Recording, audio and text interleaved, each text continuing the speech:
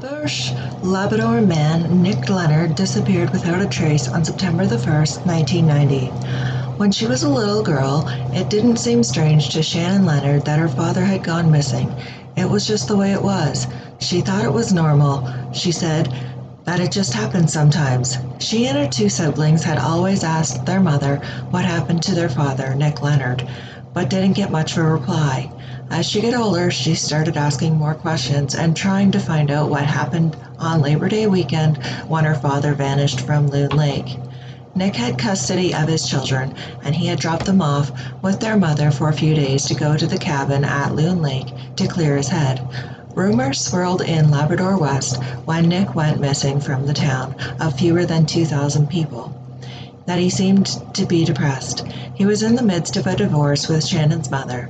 Shannon was 6 years old at the time, and he seemed to be sleeping a lot. There was speculation that he had taken his own life, had faked his own death, or was the victim of an unfortunate accident. Shannon said she's heard many theories at this point and honestly has no idea what happened. I went every route, she said, I could think of. I just don't know what happened, if he's out there or not. I just want to know. It's something you think about every day of your life. It's been over 30 years, she said, and it's always there, always on my mind. Shannon Leonard would just like to know what happened to her father and if he's still out there. She would love to introduce him to his grandchildren, including her own daughter, Chloe Maxwell. Shannon Leonard said she spent a lot of time looking into what happened that weekend, and it's exhausting to search for something for so long without finding the truth. While she's not sure what happened, she still holds out hope that he's alive. I've never changed my last name, she said. I had the chance to get married, but didn't do it, thinking there's no one to walk me down the aisle, and what if he's still alive and wouldn't be able to find me?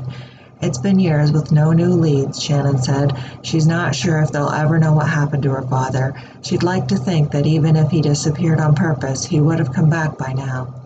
He has 7 grandchildren, and they would like to meet him.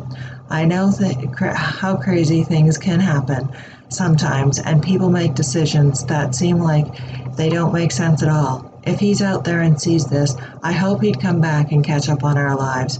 I'd forgive him. I can't speak for everyone else, she says, but I would. Another person who can't get Nick Leonard's fate off his mind is her uncle, Craig Porter, Nick's brother-in-law.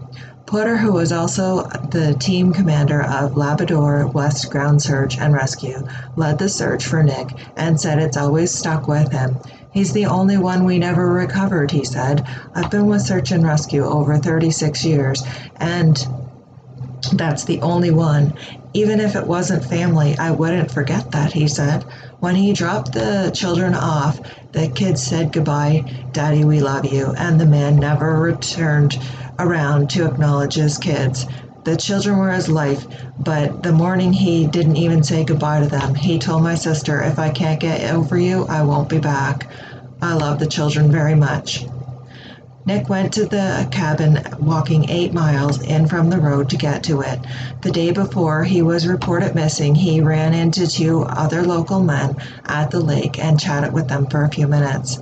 They thought he seemed like he was acting strangely. His eyes were a bit glassy, and he just didn't seem like himself, Porter said. They tried to get him to stay, and he said that he had to get home. The babysitter was waiting for him. Porter doesn't understand this because there was no babysitter. My sister had the kids, he said, so I'm not sure what happened and why Nick said that. As far as it can be determined, that was the last time anyone saw Nick Leonard. When he didn't show up to get the children a few days later, Shannon's mother called Porter, and they set things into motion. Porter and the police went to Nick's trailer to see what they could find out. School clothes had been laid out for the children, and Nick's paycheck was there, cashed and in an envelope. His wallet and identification were not there. The next morning, they went up to the cabin and found the place had been trashed, and a hunting knife was sticking hilt first into the ground. A kayak that was at the cabin was missing, which they found shortly after at Lower Loon Lake, upside down with a broken paddle nearby. Porter said he was skeptical the kayak would roll over like that, even in windy conditions. They mobilized a search for Nick, and the official one lasted a day and a half. They searched the shoreline and drivers went down once. The search organized by the community went on for a month, but they found nothing. Whether it was staged or it was actually an accident, I don't know. I can't really say, Porter said. I'm still curious about that one. We cruise every year, myself and my wife, he says, and I look around different places when I'm down south to see if he's there. My parents went to their graves believing he was up there. In 2016, the case was part of a search and rescue cold case exercise, and they searched the lake, finding nothing. Porter, who knew Nick pretty well, said he swam like a fish and was an avid woodsman and knew the area like the back of his hand, so it would surprise him if Nick had gotten lost or was still in the lake. We never found a thing, Porter said. For nothing to have shown up after over 30 years, you would think something would move. Like I said, I always look for Nick when I travel, he said. If anyone has any information on what happened to Nick Leonard, they are encouraged to contact the Royal Newfoundland Constabulary at 709-729-8073.